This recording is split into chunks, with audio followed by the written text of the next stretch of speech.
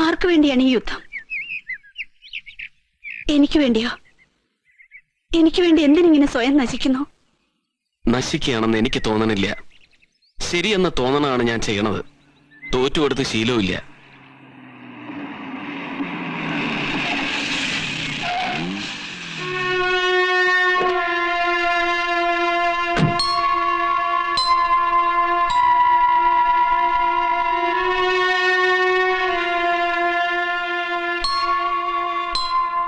പ്രതീക്ഷിച്ചില്ല അല്ലേ? ഇല്ല. പ്രതീക്ഷിക്കണ പോലെ അല്ലല്ലോ സംഭവിക്കണത്. സീതാലക്ഷ്മി. അതെ, ഞാൻ രഘുവിന്റെ ഏട്ടത്തിയാണ്, ഏട്ടന്റെ ഭാര്യ.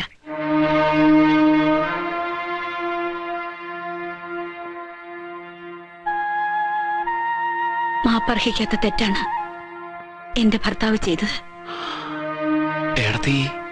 എന്ത് പ്രായശ്ചിത്താണ് ഞാൻ ചെയ്യേണ്ടത്? ഏടത്തിയമ്മ എല്ലാം അറിഞ്ഞുവല്ലേ? പറയൂ. എന്റെ കുടുംബം തകരാത്തത് എന്തും ആവശ്യപ്പെടാം. വെറും വാക്ക് പറയരുത്. നശിച്ചുപോയ എന്റെ മാനം, നഷ്ടപ്പെട്ട എന്റെ ജീവിതം, ഇതൊക്കെ തിരിച്ചു തരാൻ പറ്റുമോ നിങ്ങൾക്ക്? എന്താ മിണ്ടാത്തെ? തിരിച്ചു തരാൻ കഴിയുമോ? പിന്നെന്താ, എനിക്ക് പ്രതിഫലം തരാൻ വന്നാണോ? നിങ്ങക്ക് പണമുണ്ട്, അന്തസ്സുണ്ട്, സ്വാധീനമുണ്ട്. ഞാൻ ആരോരും ഇല്ലാത്തൊരു പാവപ്പെട്ടവളാണ്. ദയവ് ചെയ്ത് ദയ ഔദാര്യം കാട്ടി പരിഹസിക്കരുത്.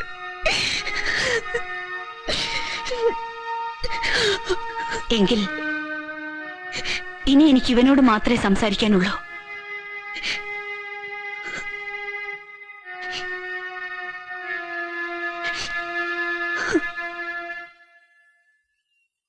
ഭർത്താവിന് വേണ്ടി വക്കാലത്തുമായിട്ട് വന്നിരിക്കുകയാണോ? എനിക്ക് മനസ്സിലാവണില്ല. ഏടത്തി ഒരു പെണ്ണല്ലേ? ഏട്ടത്തി വെറും പെണ്ണ് മാത്രമല്ല, ഭാര്യയാണ്, അമ്മയാണ്. എന്റെ ഭർത്താവിന്റെ തെറ്റ് എന്റെയും തെറ്റാണ്. മാനക്കേട് എന്റെയും മാനക്കേടാണ്. എനിക്ക് എന്റെ കുടുംബത്തിന്റെയും ഭർത്താവിന്റെയും മാനം കാക്കണം. ഭർത്താവ് ചെയ്ത തെറ്റിന് ആര് പരിഹാരം കാണും? ആ ബാധ്യത ഏട്ടത്തിക്കില്ലേ? നമ്മുടെ കുടുംബത്തിനില്ലേ? എനിക്കറിയില്ല. പക്ഷെ നീ ഏട്ടനെതിരെ നിൽക്കരുത്. കണ്ണിൽ വീണ കരട് പോലെ സീതാലക്ഷ്മി നമ്മുടെ ഇടയിൽ ഉണ്ടാവരുത്. അവളെ ഒഴിവാക്കണം. ഒഴിവാക്കിയേ പറ്റൂ. സാധ്യമല്ല, സാധ്യമല്ല, ഇനി അത് സാധ്യമല്ല. ഒഴിവാക്കി മദ്രാസിന് തിരിച്ചയക്കാനെന്നാണ് ഞാൻ. അന്ന് അവളെ അറസ്റ്റ് ചെയ്യിച്ചു, അഭിസാരികയാക്കാൻ ശ്രമിച്ചു, ഇന്നലെ രാത്രി കൊല്ലാൻ ശ്രമിച്ചു. ഇനിയും ഞാൻ ക്ഷമിക്കണോ? ഇല്ല, അത്ര സാത്വികനൊന്നും അല്ല ഞാൻ. അടുത്ത ബുധനാഴ്ച കോടതിയിൽ ഞാൻ കുറ്റപത്രം സമർപ്പിക്കും. സ്വന്തം ചോരയോടാണ് നീ പക വീട്ടുന്നത്. ഏട്ടത്തിയും മക്കളെ അമ്മയും നീ ആലോചിക്കുന്നുണ്ടോ?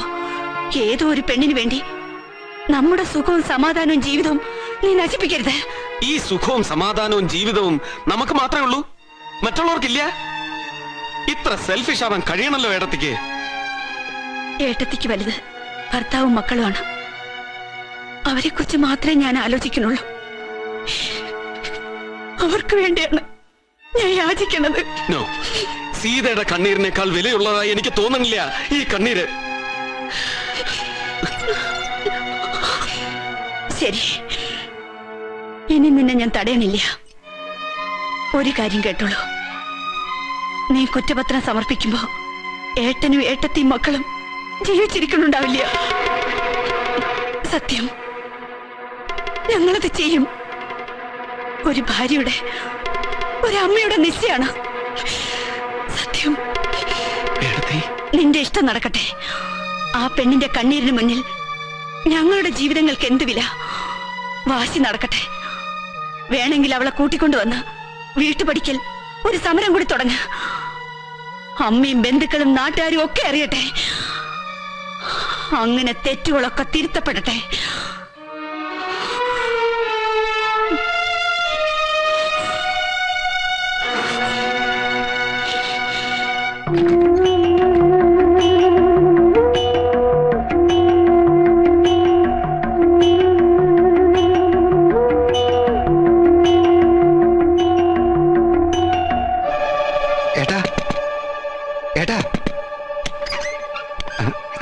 രഘു പെണ്ണെ കൊണ്ടുവന്നിരിക്കണു.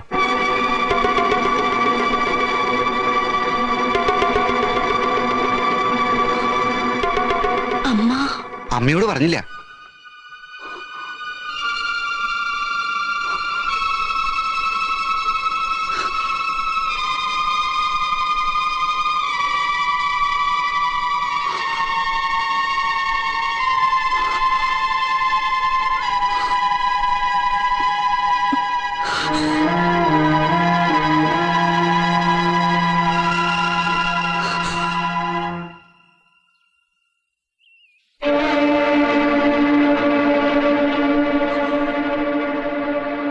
ഏടത്തിയമ്മ ഭയപ്പെടണ്ട.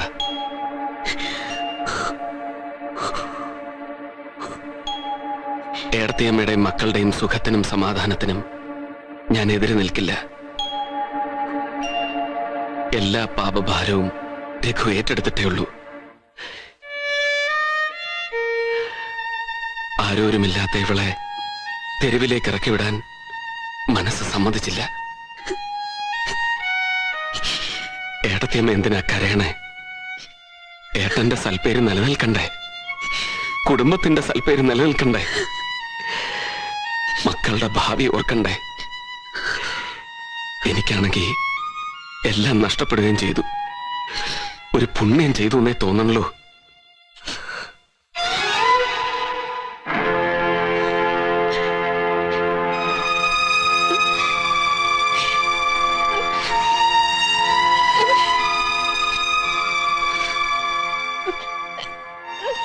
ശപിക്കരുതമ്മേ.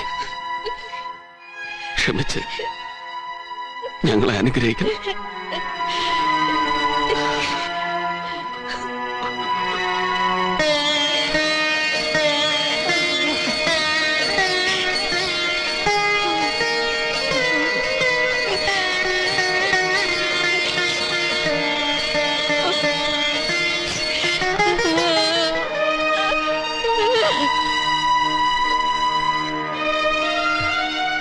ഇതായിരുന്നു നിന്റെ ഇഷ്ടമെങ്കിൽ നമ്മുടെ ആഘോഷമായിട്ട് നടത്തില്ലായിരുന്നോടാ. ആഘോഷങ്ങളിലൊക്കെ എന്തർത്ഥം? രവിയേട്ടൻ ചെന്ന് അമ്മയെ ആശ്വസിപ്പിക്കും. ചെല്ല്.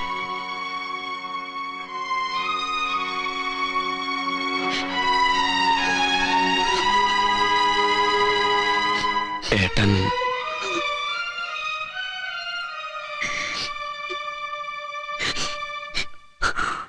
ഏട്ടത്തി ഒരു നിർബന്ധം കൂടി പിടിക്കുകയാണ്. ഏട്ടന്റെ മുന്നിലേക്ക് സീതയും കൊണ്ട് നീ ചെല്ലരുത്.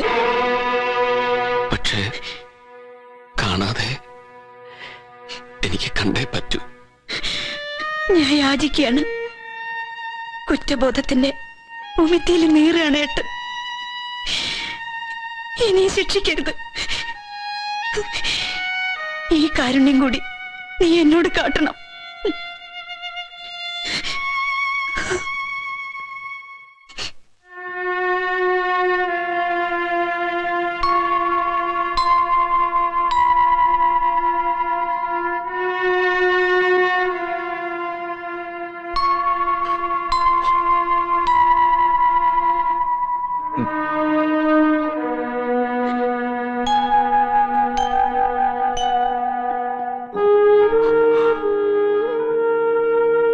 പേടിക്കണ്ട, അവൻ വരില്ല. ആ വാക്ക് ഞാൻ നേടി. അവളോടൊത്ത് അവൻ ഒരിക്കലും ഈ വീട്ടിലേക്ക് വരില്ല. ഇനി എന്ത് വരമാണ് ഞാൻ നിങ്ങൾക്ക് വേണ്ടി നേടേണ്ടത്?